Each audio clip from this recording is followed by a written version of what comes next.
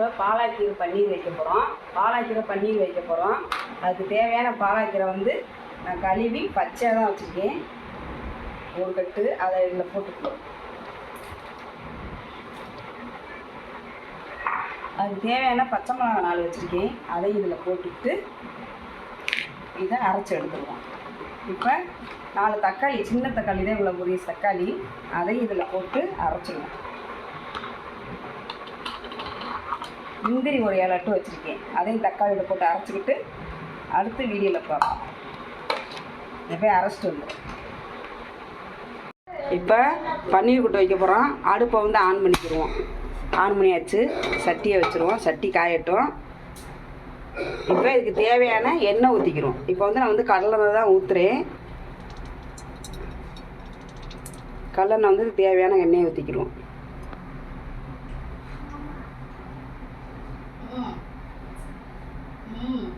பாலா பன்னீர் வைக்க போகிறோம். எண்ணெய் தேவையான எண்ணெய் ஊற்றியாச்சு. இப்போ எண்ணெய் நல்லா காயட்டும்.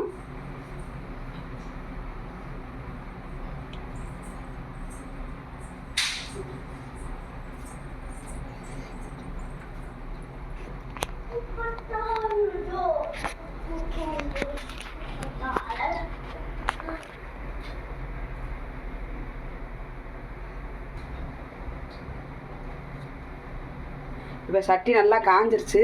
வெள்ளைப்பூடு ஒரு 7-8 எடுத்து நல்லா கழுவிட்டு நறுக்கி வச்சுருக்கேன். அதை போட்டுக்கிடுவோம்.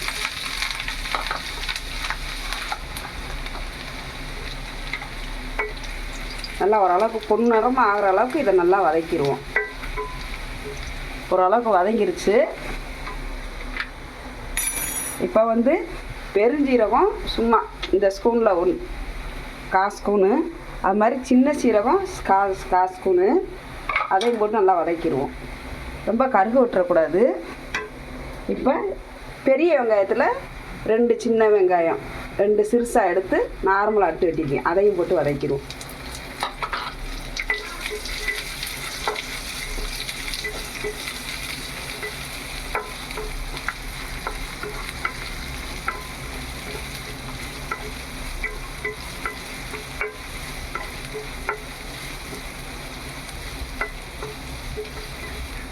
இது நல்லா வதங்கட்டும். வெங்காயம் ஓரளவுக்கு சிவப்புற அளவுக்கு நல்லா வதங்கட்டும்.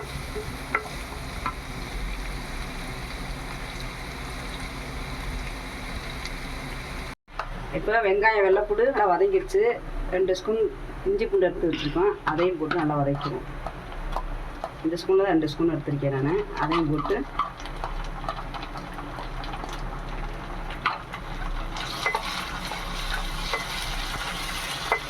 அந்த இஞ்சி பூண்டு பச்சை வடை போகிற மாதிரிக்கு நல்லா வதக்கிடுவோம். இப்போ இதுக்கு எண்ணெய் பத்தாது. 2 ஸ்பூன் நெய் ஊற்றிக்கிடுவோம். நெய் ஊற்றையில் நல்லா ஹோட்டல் ஸ்டைலில் நல்லா கிடைக்கும். பாலா பன்னீர் சப்பாத்திக்கு சாப்பிட நல்லா டேஸ்ட்டாக தெரியும்.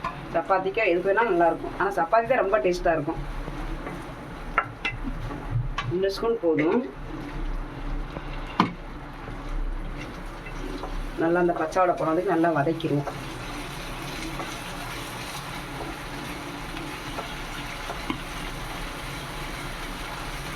ஓரளவுக்கு நல்லா வதங்கிடுச்சு.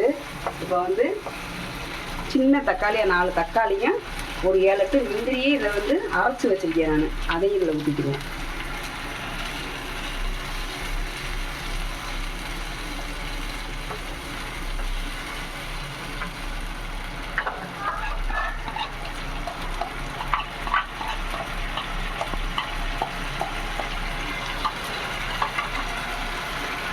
இதில் வந்து கொஞ்சம் புதினாவும் கொத்தமல்லி எடுத்து வச்சுருக்கேன். அதையும் போட்டுக்கிறேன்.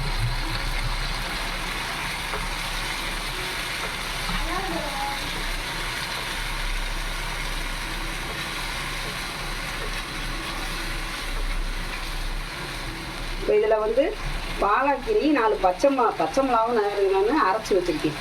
அதையும் இதில் ஊற்றிக்கிடுவோம். இந்த பச்சை மிளகாய் இதுக்கு வந்து உரப்பே. பச்சை மிளகாயும் இந்த இஞ்சி பூண்டும் இந்த பாலா பண்ணியிருக்கு. மித்த உரப்பு வந்து எதுவுமே போடக்கூடாது. ஒருத்தவங்க வந்து நல்லா வேக வச்சு அரைச்சி போடுவாங்க. நான் வந்து பச்சையாகவே போட்டிருக்கேன். பச்சையாக போட்டு நெய் ஊற்றி பண்ணையில் நல்லா டேஸ்ட்டாக கிடைக்கும். அதுக்காக நான் வந்து பச்சையாக பண்ணுறேன்.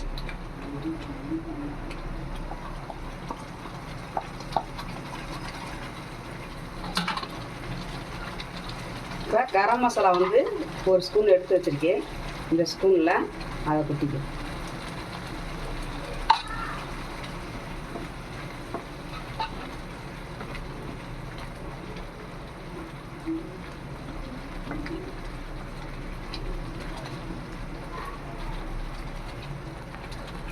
நல்லா வதங்கட்டும். இப்போ இதுக்கு தேவையான உப்பு போட்டுக்கிடுவோம். உப்பு மண்ணா போடலை, இப்போ வந்து உப்பு போட்டுக்கிறேன்.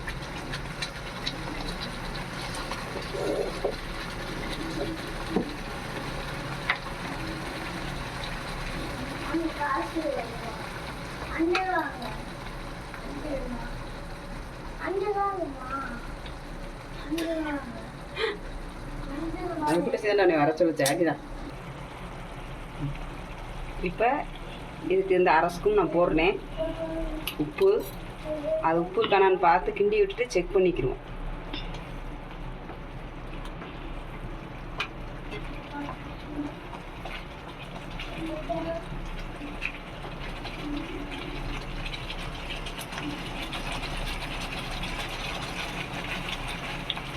உப்பு பத்தாது, லைட்டாக கொஞ்சம் போட்டுக்குவோம்.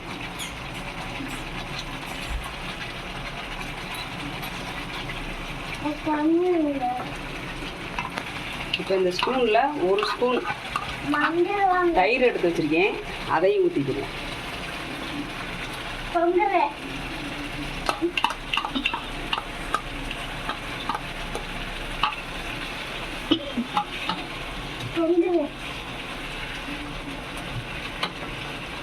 இப்போ பன்னீரை வந்து நல்லா கழுவிட்டு வேக போட்டு நான் நறுக்கி சின்ன சின்ன பீஸாக நறுக்கி வச்சுருக்கேன், அதையும் போட்டு இதில் வதக்கிறோம்.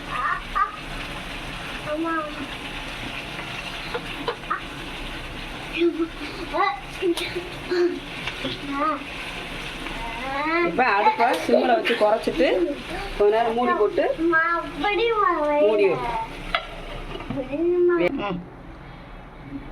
இப்போ பன்னீர் போட்டு இந்த அளவுக்கு நல்லா எண்ணெய் பிரிஞ்சு நல்லா வந்திருக்கு. இப்போ வந்து இதுக்கு வந்து கஸ்தூரி மெட்டி எடுத்து வச்சுருக்கோம், அதை போட்டுக்குவோம். அதை போட்டுட்டு லைட்டாக கிண்டிக்கணும்.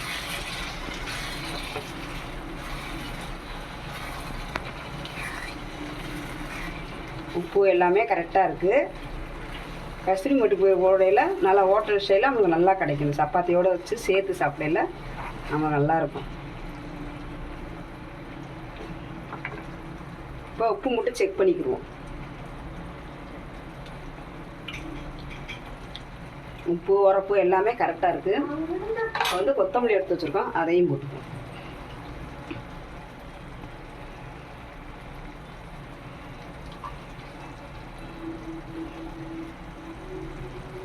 அவ்வளோதான், பாலா பன்னீர் ரெடி ஆயிடுச்சு. இப்போ அடுப்பை அமர்த்திக்கிடுவோம்.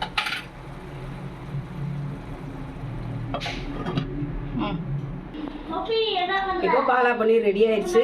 நீங்களும் உங்கள் வீட்டில் ட்ரை பண்ணி பாருங்கள். நீங்களும் உங்கள் வீட்டில் ட்ரை பண்ணி பாருங்கள் பாலா பன்னீர் எப்படி இருக்குன்னு. லைக் பண்ணுங்கள், ஷேர் பண்ணுங்கள், சப்ஸ்கிரைப் பண்ணுங்கள். எங்கள் சேனல் பிடிச்சிருந்தா கமெண்ட் பண்ணுங்கள்.